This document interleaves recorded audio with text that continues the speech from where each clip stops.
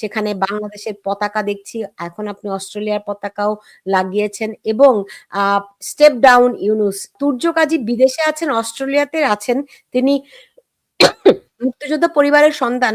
আমি পিছনে যখন তুর্য কাজী আপনার ছবিগুলো দেখি, আপনার ভাস্কর্যগুলো দেখি, তখন আমার মনে পড়ে যায় আমি প্রিয়ভাষিণীকে দেখতে পাই, তার কাজের ছোঁয়া আপনার পেছনে দেখতে পাই এবং আমি খুবই গর্ববোধ করি যে আপনি ফেরদৌসী প্রিয়ভাষিণীর সন্তান। আহ, এবং যে আপনার জায়গা থেকে দাঁড়িয়ে আপনি প্রতিবাদ করছেন। আপনি অস্ট্রেলিয়ায় একটি গাড়ি, আমার কাছে সেই গাড়িটির ছবি আছে, সেটি নিয়ে আপনারা অস্ট্রেলিয়ার সিডনির রাস্তায় রাস্তায় ঘুরছেন, সেখানে বাংলাদেশের পতাকা দেখছি, এখন আপনি অস্ট্রেলিয়ার পতাকাও লাগিয়েছেন এবং স্টেপ ডাউন ইউনুস, ইউনুস যে কিভাবে করে বাংলাদেশের মুক্তিযুদ্ধকে, মুক্তিযোদ্ধাদেরকে মানে অপমানিত, অপদস্থ করছে, শুধু তাই নয়, ইতিহাস বিকৃতিতে নেমেছে, ভয়ঙ্কর ভাবে বাংলাদেশকে আবারও উল্টো দিকে নিয়ে যাওয়ার যে চক্রান্ত ডক্টর ইউনুস তার সরকার করছে, এর প্রতিবাদে আপনি আপনার অনন্য এক প্রতিবাদ করে যাচ্ছেন অস্ট্রেলিয়ার রাস্তায় রাস্তায়। এর এর এই প্রতিবাদ জানানোর পরিপ্রেক্ষিতে আপনি নানা রকম হুমকি ধামকিও পাচ্ছেন বলে আমি জানতে পেরেছি। প্রথমে যদি একটু আমাকে বলতেন যে অস্ট্রেলিয়ার মতো জায়গায় থেকে আপনাকে কারা হুমকি দিতে পারে? এই ইসলামিক না না না দেখেন হুমকিটা কিরকম। আজকে যে ঘটনাটা ঘটলো, এই ঘটনা যারা ঘটাতে পারে, মনে করেন একটা পাবলিক প্লেসে যারা ঘটাতে পারে, তো তাদের দোসররা তো আমাদের দেশীয় আছে, আছে না? আমার গাড়িটা যে ঘুরছে, আমার নাম্বার প্লেট তো দেখা যাচ্ছে, আমি তো কোথাও লুকাই চোরাই ঘুরতেছি না। আর সিডনির যত ক্যামেরা, এখন তো সবার হাতে মোবাইল ক্যামেরা, তাই না? সবাই আমার নাম্বারটা পেয়ে যাচ্ছে, কোনো অসুবিধা নেই। তো আমাকে এসে ঠুস করে মেরে দেওয়া তো কোনো আসলে ব্যাপার না। তবে মেরে কেউ এখান থেকে পার পেতে পাবে না, সেটা সত্যি। যেই মারুক, এই যে মনে করেন যারা মারছে, এর পিছনের যেই মাথাগুলো আছে, যে গ্রুপটা আছে, আপনি মনে করেন আমাদের পুলিশ এদেরকে ছেড়ে দিবে? এবং এটার জন্য কত নিরীহ মানুষ এই দেশ থেকে ভিসা হারাবে, পাসপোর্ট হারাবে ভবিষ্যতে। এগুলোর তো একটা রিয়াকশন আছে, আছে না? পৃথিবীর কোনোটা দেশ, একটা দেশও নিরাপদ না। কিন্তু আমরা ভয়ঙ্কর ভাবে, প্রথম কথা হচ্ছে যে এটার পিছনে একটা প্রতিশোধ, 54 বছরের পরাজয়ের একটা প্রতিশোধ। যে 54 বছর ধরে অপেক্ষা করছে এই প্রতিশোধটা নেওয়ার জন্য, তার ব্রতটা কিন্তু সাংঘাতিক, অদম্য। আর আমরা আলস্য দিয়ে আমার দেশটা গড়ি নাই, মানুষগুলোকে গড়ি নাই। আমার এক শেখ হাসিনা যেই লাস্ট 15 বছরে আমাদের দেশটাকে একটা ঠাস করে মনে করেন 1 ধাপ 3 ধাপ আগে দিয়ে গেলেন, সব এক রাতে একদিনে ধ্বংস করে দিল। আপনি এই দেশের জনগণ ওইভাবে গড়ে ওঠেনি। ধর্ম ধর্ম ধর্ম এবং ধর্মই একমাত্র কারণ। ধর্মীয় ভাবে আমাদের ধর্মটা একটা সুন্দর জিনিস। ধর্ম আপনি কেন পালন করেন? আমার যখন কোথাও আশ্রয় নেই, আমার বাচ্চাটা ডাক্তার চিকিৎসা করছে, বাঁচবে কি বাঁচবে না, কাকে ডাকবো? আল্লাহ, তাই না? এটা আমার একটা প্রশান্তির জায়গা। আমাকে এটা নিবৃত্ত করবে, আমাকে এটাকে একটা নিজেকে ভালো একটা পথে রাখবে। আমাকে হিংস্র জানোয়ার তো করে দেবে না। যেই আল্লাহ আমাকে হিংস্র জানোয়ার করে দেয়, একটা হিন্দুকে, একটা বৌদ্ধকে, একটা ইহুদিকে কে সৃষ্টি করছে? আপনি করছেন, আমি করছি। আপনার সেই আল্লাহ, কেউ তো বলছে না আল্লাহ দুইটা, সবাই মানছে আল্লাহ একটা। গন্ডগোল হলে যে কার মারফতে আল্লাহ এই কথাটা বলে, আল্লাহ যে আছে এটা কার মারফতে বলেছে? এ বলেছে এ, ও বলেছে এ, যার যেই পন্থা, কিন্তু প্রত্যেকটা পন্থাই কিন্তু আপনার জীবনের গাইড। আপনি ধর্মের মধ্যে মনে করেন 95টা ভালো জিনিস আছে, আর কন্ট্রাডিক্টরি 4-5টা আছে, যেগুলো ভাইটাল, ভেরি ভাইটাল, আপনি ইগনোর করতে পারবেন না। আপনি 95টা নিচ্ছেন না, আপনি ওই 5টা নিয়ে মনে করেন মাতম করতেছেন, এবং ওইগুলা ওই ওই 5টা লোক, এই এতগুলো মুসলমানের, 95টা মুসলমানের যেই শান্তিপূর্ণ ধর্মের প্রতি একটা রেসপেক্ট ছিল, ভালোবাসা ছিল, ওই জায়গাটা চলে যে জঙ্গিবাদের একটা চেহারা বের হয়ে আসছে। ভারত মানেই হিন্দু, ভারত মানেই খারাপ। খেয়াল করেন, তুমি 3 দিক থেকে পরিবেষ্টিত ভারতে, তোমার 3 দিকের প্রতিবেশী ভারত, তুমি তার সাথে গন্ডগোলে পারবা না, তুমি ওর সাথে গন্ডগোল করবা।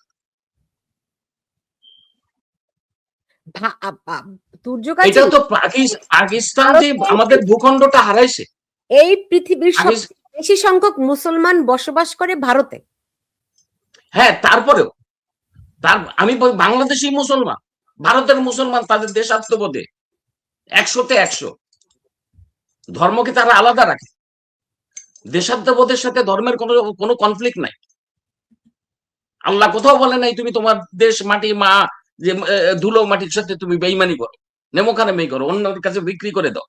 এটা আল্লাহ বলতে পারেন না। যদি আল্লাহ কথা বলে থাকে, তাহলে তোমার ওই ইসলাম ধর্ম আমি মানতে পারবো না। আল্লাহ কথা বলতে পারে না, তাই না? প্রত্যেকের সৃষ্টিকর্তা আল্লাহ। তা আল্লাহ যারা সৃষ্টি করছে, তারে কি তোমার বাহিনী পাঠাইছে, তোমাকে টেলিফোন করে জানাইছে যে তুমি ওরে যে মারে আসো? এই কোনো কেন? মতের বিভেদ তো থাকতেই পারে। তোমার যদি ধর্ম মানতে ইচ্ছে হয়, তুমি মানো, তুমি 500 টাকার নামাজ পড়ো, অসুবিধা নেই, আল্লাহরে সারাদিন ডাকো, কোনো সমস্যা নেই। যে লোকটা মানতেছে না, তোমার মতো করতেছে না, তুমি তার উপর চাপ, তোমার চাপ দিতে আল্লাহ বলছে? তোমাকে প্রার্থনা করতে বলছে, তুমি প্রার্থনা করো। সেটা না করে, এখন ধরেন আপনি আপনি এই জ্যাকেট পরে আছেন, কোটটাই পরে আছেন, আপনি একটা রাস্তা দিয়ে হেঁটে যান, বাংলাদেশের কোন জায়গায় 5 জন বোরকা হলে আপনার পাশে এসে জড়ো হবে, এই তুই ইয়ে পড়িস নাই কেন?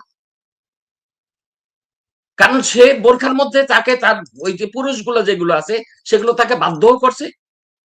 কেউ কেউ ক্রিমিনাল, হাইড করার, নিজেকে হাইড করার ইয়ে করছে, অথবা তাদের বিউটিগত কোনো সমস্যা আছে। 3টা কারণ।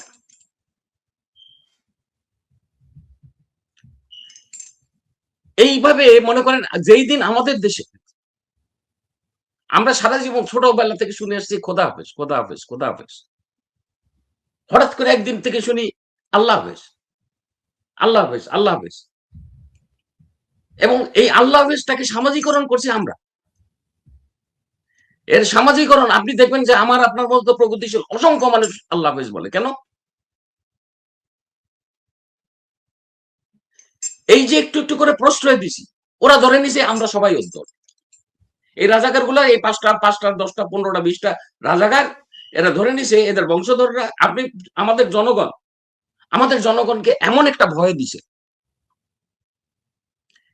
যেই নৃশংসতা তারা দেখাইছে, প্রকাশ্য যেই নিষ্ঠুরতা গুলো দেখাইছে, যে দানবীয় আচরণ গুলো ওরা দেখাইছে, এইটাতে আমাদের জনগণ তপ্ত মেরে গেছে, মনে করেন একদম থপ মেরে গেছে। এখন কে যাবে, কে এইভাবে মরতে যাবে?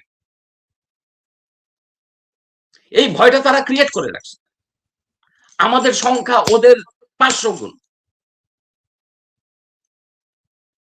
ক্রিমিনালের সংখ্যা কখনো সাধারণ মানুষের সংখ্যার চেয়ে বেশি হতে পারে। Those are criminal. এই ক্রিমিনাল এই দেশেও আছে। আমি আজকে গেছিলাম বাংলাদেশের লাকাম্বা বলে এখানে একটা এলাকা, বাংলাদেশের মনে করেন এটা তাদের হজ করার জায়গা। সন্ধ্যাবেলা আপনি বাঙালি সব পাবেন ওখানে, সব ব্র্যান্ড। অস্ট্রেলিয়ার এক একটা গ্রুপের এক একটা দলের, আমি খুব নাম বলছি, এক একটা দলের 2টা 3টা 4টা করে গ্রুপ। তারা দেশের প্রয়োজনে এক হইতে পারতেছে না। তোমার রাজনীতিটা এখন আলাদা রাখো, তুমি সাধারণ মানুষ হিসাবে নাও। আমি ডাক দিছি,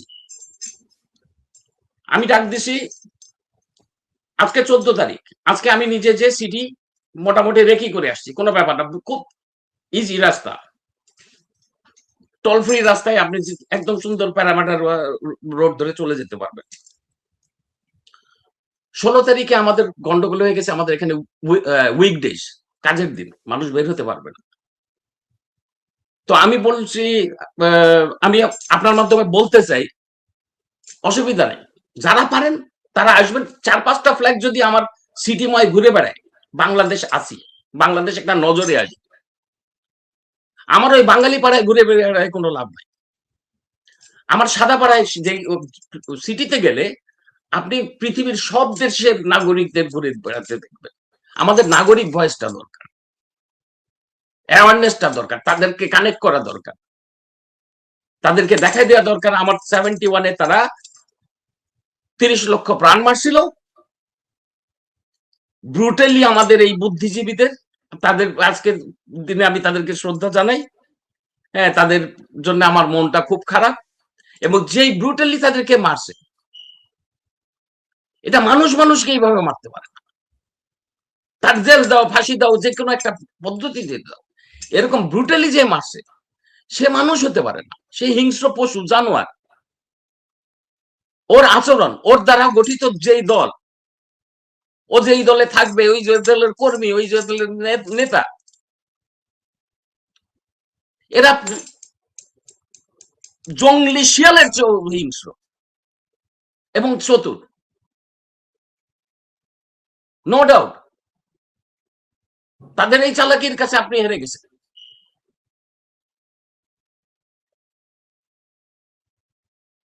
তারা আপনার সাথে ভদ্রভাবে ভোটে আসবে না, আসুক ভোটে। তারা যদি জিততে পারে, তাদের যদি ওই সব, তাদের সমস্ত মসজিদ তো তাদের, সারা বাংলাদেশে সমস্ত লোকই তো তাদের, তাদের ভোটে ভয়টা কি? আমি তো শুনি আওয়ামী লীগ কেউ নেই, পাবলিক ঘরে ঢুকে গেছে, কিচ্ছু নেই। তাহলে তাদের মনের ভয়টা করি। তারা নির্বাচন চায় না কেন? নির্বাচন তো দেবেন, এটা তো আমরা অনেকেই বলে ফেলেছি। আপনাদের প্রত্যেকদিন একটা একটা নতুন নতুন মাল্টি ন্যাশনাল মনে করেন আর কি, চমচম হালুয়া একদম ইয়ের সামনে দেখে আমরা খপ করে ওটার মধ্যে লাফাই পড়ি সব কটা লোক। ওরা এইভাবে দিন পার করতেছে। এক একটা দেশের রাষ্ট্রদূত হয়ে হয়ে তারা মনে করেন চাকরি নিয়ে নিয়ে তারা স্লোলি পলায়ন করবে।